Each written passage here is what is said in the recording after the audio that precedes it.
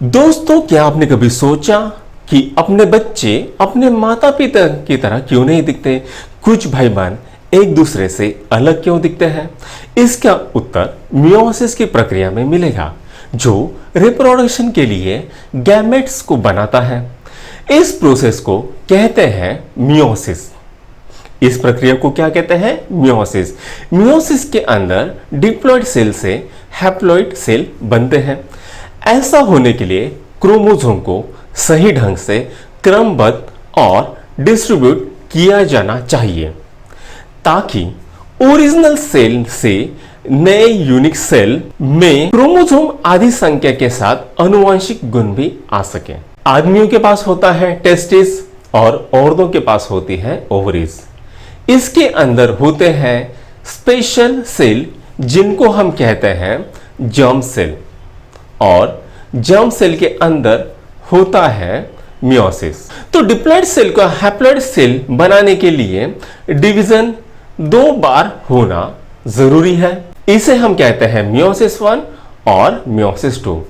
भले ही मियोसिस और माइटोसिस एक जैसे ही दिखते हो, लेकिन उसमें ये अंतर है कि माइटोसिस होने के बाद 2 डिप्लॉइड डॉटर सेल बनते हैं और मियोसिस होने के बाद 4 हैप्लॉइड सेल बनते हैं।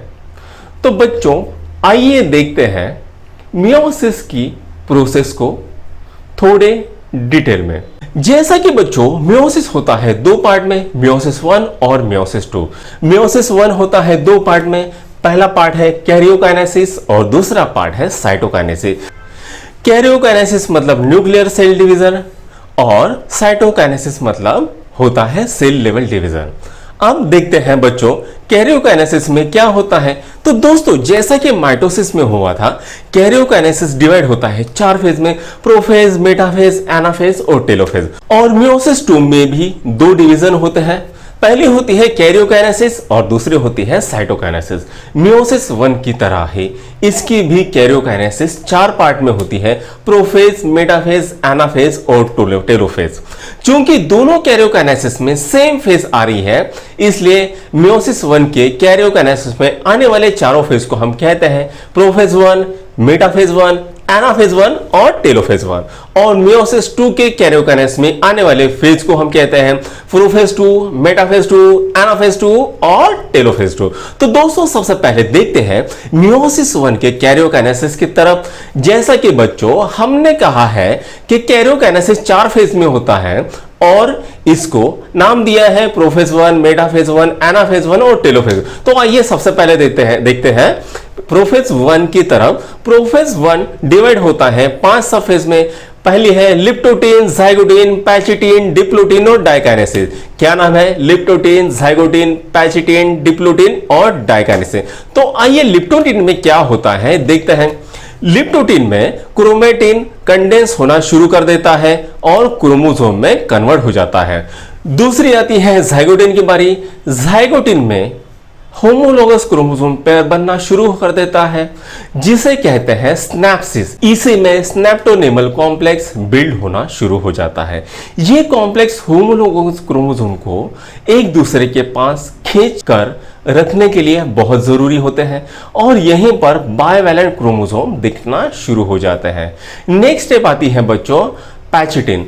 पैचिटिन में होमोलोगस क्रोमोसोम के नॉन सिस्टर क्रोमैटिड्स अपने पार्ट्स को एक दूसरे से एक्सचेंज करते हैं। इसी प्रोसेस को कहा जाता है क्रॉसिंग ओवर। ये अटैचमेंट पॉइंट जहां नॉन सिस्टर क्रोमैटिड का क्रॉसिंग ओवर होता है, उसे कहता है चिज्मा। नेक्स्ट सब फेज है डिप्लोटीन। इस फेज में क्रॉसिंग ओवर फेज कंप्लीट हो जाती है और होमोलोगस क्रोमोसोम एक दूसरे से चिज्मा से अटैच रहते हैं। इसकी लास्ट सब फेज है डाइकाइनेसिस। डाइकाइनेसिस में क्या होता है ये हम देखते हैं। होमोलोगस क्रोमोसोम सेपरेट हो जाते हैं और सिनेप्टोनेमल कॉम्प्लेक्स गायब हो जाता है। न्यूक्लियर मेम्ब्रेन भी डिसअपियर हो जाता है। सेंट्रियोल अपना डुप्लीकेट बना लेता है और अपोजिट पोल की तरफ शिफ्ट होना शुरू कर देता है। स्पिंडल फाइबर भी धीरे धीरे सेंट्रोमियर की तरफ बढ़ना शुरू कर देता है। तो यहां हो गई बच्चों प्रोफेज 1 कंप्लीट। अब चलते हैं मेटाफेज की तरफ। बच्चों मेटाफेज से पहले एक फेज होती है जिसे हम कहते हैं प्रो मेटाफेज। अब ये प्रो मेटाफेज में क्या होता है वो देखते हैं। तो प्रो मेटाफेज में सेंट्रियोल पूरी तरह से अपोजिट पोल की तरफ चले जाते हैं। सिस्टर क्रोमैटिड स्पिंडल फाइबर से सेंट्रोमियर की जगह पर अटैच हो जाती है। ये सेंट्रोमियर को काइनेटोकोर भी कहा जाता है। अब शुरू होता है मेटाफेज 1। मेटाफेज 1 में क्रोमोसोम एक के नीचे एक इक्वेटोरियल प्लेन में आ जाते हैं। अब शुरू होती है एनाफेज 1। एनाफेज 1 में सिस्टर क्रोमोसोम को स्पिंडल फाइबर अपनी तरफ खींचना शुरू कर देता है, जिसके कारण क्रोमोसोम अपोजिट पोल की तरफ बढ़ना शुरू कर देता है और ये क्रोमोसोम किसी केले के गुच्छे की तरह दिखती है और इसी के साथ ही एनाफेज खत्म हो जाती है और टेलोफेज शुरू हो जाती है। तो टेलोफेज में बच्चों स्पिंडल फाइबर गायब होना शुरू हो जाता है और न्यूक्लियर मेम्ब्रेन फिर से बनना शुरू हो जाता है और न्यूक्लियोलस भी अपीयर हो जाता है। तो ये थी कैरियोकाइनेसिस। अब स्टार्ट होती है बच्चों साइटोकाइनेसिस। साइटोकाइनेसिस में बच्चों सेल के इक्वेटोरियल प्लेन पे एक नॉच बनना शुरू होता है और वो धीरे धीरे बढ़ के सेल को दो हिस्सों में डिवाइड कर देता है और इस तरह से दो सेल बन जाते हैं। इसी बीच क्रोमोसोम क्रोमैटिन फाइबर में कन्वर्ट होके गायब हो जाता है और यहां पर खत्म होती है हमारी मियोसिस 1 और मियोसिस 2 शुरू हो जाती है। मियोसिस 2 में फिर से आती है प्रोफेज 2, जिसमें सेंट्रियोल अपना डुप्लीकेट बना लेता है और दोनों अपोजिट डायरेक्शन में शिफ्ट होना शुरू कर देता है और इसी दौरान न्यूक्लियर मेम्ब्रेन न्यूक्लियोलस गायब होने लगते हैं। तो ये थी प्रोसेस। तो प्रोफेज के अंदर कौन कौन से पॉइंट्स आते हैं? तो पहला पॉइंट है बच्चों कंडेंसेशन ऑफ क्रोमोसोम, जिसमें क्रोमोसोम शॉर्ट और थिक हो जाता है और सिस्टर क्रोमैटिड के साथ अपीयर होता है। दूसरा पॉइंट है सेंट्रियोल खुद को डुप्लीट कर देता है और हर सेंट्रियोल एक दूसरे से दूर शिफ्ट होना शुरू कर देता है। न्यूक्लियर मेम्ब्रेन और न्यूक्लियोलस डिसअपियर होना शुरू हो जाते हैं। अब चलते हैं अपनी सेकंड फेज की तरफ, वो है मेटाफेज। मेटाफेज में न्यूक्लियर मेम्ब्रेन पूरी तरह से गायब हो जाता है, क्रोमोसोम पूरी तरह से कॉम्पैक्ट हो जाता है और सिस्टर क्रोमैटिड भी पूरी तरह से दिखने शुरू हो जाती है। यहां पर एक इक्वेटोरियल प्लेन बन जाता है। उस इक्वेटोरियल प्लेन में सभी क्रोमोसोम एक लाइन में एक के नीचे एक आ जाते हैं और सेंट्रोमियर और दोनों सेंट्रियोल के बीच विशेष प्रकार का लचीला प्रोटीन फाइबर, जिसे हम कहते हैं स्पिंडल फाइबर, बनना शुरू हो जाता है। तो ये थे बच्चों मेटाफेज। आइए फिर से एक बार देखते हैं कि मेटाफेज में क्या होता है। पहला, न्यूक्लियोलस और न्यूक्लियर मेम्ब्रेन कंप्लीटली डिसअपियर हो जाते हैं।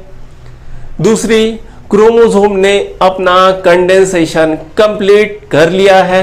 तीसरी, सभी क्रोमोसोम इक्वेटोरियल प्लेन में पैरेलल आ जाते हैं। चौथी फेज, दोनों सेंट्रियोल और क्रोमोसोम के बीच में स्पिंडल फाइबर बनना शुरू हो जाता है। और तो बच्चों ये थी मेटाफेज। अब चलते हैं एनाफेज की तरफ। एनाफेज में सेंट्रोमियर टूटता है और एक सिस्टर क्रोमैटिड को स्पिंडल फाइबर अपनी अपोजिट दिशा में खींचना शुरू कर देते हैं। सेपरेटेड क्रोमैटिड को कहा जाता है डॉटर क्रोमैटिड। सेंट्रियोल ने जो क्रोमैटिड को अपनी तरफ खींचा था वो किसी केले के गुच्छे जैसे दिखने लगते हैं और इसी तरह से एक एक क्रोमोसोम का सेट अलग अलग पोल पे चला जाता है। तो बच्चों ये थी एनाफेज, इसे फिर से एक बार देखते हैं स्टेप बाय स्टेप। तो पहला है सेंट्रियोल, सेंट्रोमियर बीच में से टूट जाता है और सिस्टर क्रोमैटिड अलग अलग हो जाते हैं। दूसरा पॉइंट, सेंट्रियोल स्पिंडल फाइबर की मदद से सिस्टर क्रोमैटिड को एक दूसरे से दूर अपनी तरफ खींचना शुरू कर देते हैं। तीसरी, इन सेपरेटेड क्रोमैटिड्स को कहा जाता है डॉटर क्रोमैटिड्स। क्या कहा जाता है? डॉटर क्रोमैटिड और डॉटर क्रोमोसोम। चौथा पॉइंट, अब ये क्रोमोसोम किसी केले के गुच्छे की तरह दिखने लगते हैं। तो बच्चों ये थी एनाफेज। अब चलते हैं लास्ट फेज जो कि है टेलोफेज की तरफ। टेलोफेज में बच्चों जो क्रोमोसोम बने हुए होते हैं वो सिकुड़ने लगते हैं और क्रोमैटिन फाइबर में कन्वर्ट हो जाते हैं और गायब हो जाते हैं और उसके ऊपर न्यूक्लियर मेम्ब्रेन बनना शुरू हो जाता है और सेल के अंदर डॉटर न्यूक्लियस बन जाते हैं। न्यूक्लियस के अंदर न्यूक्लियोलस भी बन जाते हैं, स्पिंडल फाइबर भी गायब हो जाते हैं। तो टेलोफेज में क्या होता है एक बार फिर से स्टेप बाय स्टेप देखते हैं। पहला पॉइंट, क्रोमोसोम कंडेंस होना स्टार्ट होता है, फिर से थ्रेड लाइक स्ट्रक्चर बना के गायब हो जाता है। दूसरा पॉइंट, बने हुए क्रोमोसोम पे न्यूक्लियर मेम्ब्रेन बन जाते हैं। तीसरा पॉइंट, और सेल के अंदर दो डॉटर न्यूक्लियाई फॉर्म हो जाते हैं। चौथा पॉइंट, सेल के अंदर न्यूक्लियोलस भी बन जाते हैं। पांचवा point, spindle fibre completely disappear हो जाते हैं और इसी के साथ कैरियोकाइनेसिस खत्म हो जाता है और साइटोकाइनेसिस शुरू हो जाता है। अब देखते हैं बच्चों साइटोकाइनेसिस में क्या होता है। साइटोकाइनेसिस में बच्चों इक्वेटोरियल प्लेन पर एक नॉच फॉर्म होता है और वो नॉच अंदर ही अंदर घुसता चला जाता है और इसके कारण साइटोप्लाज्म ब्रेक हो जाता है और 4 नए हैप्लॉइड सेल का जन्म होता है। तो ये थी बच्चों मेयोसिस की प्रोसीजर। अगर आपको ये प्रोसीजर पसंद आई हो तो हमारे वीडियो को लाइक, शेयर और सब्सक्राइब जरूर कीजिए। Thank you.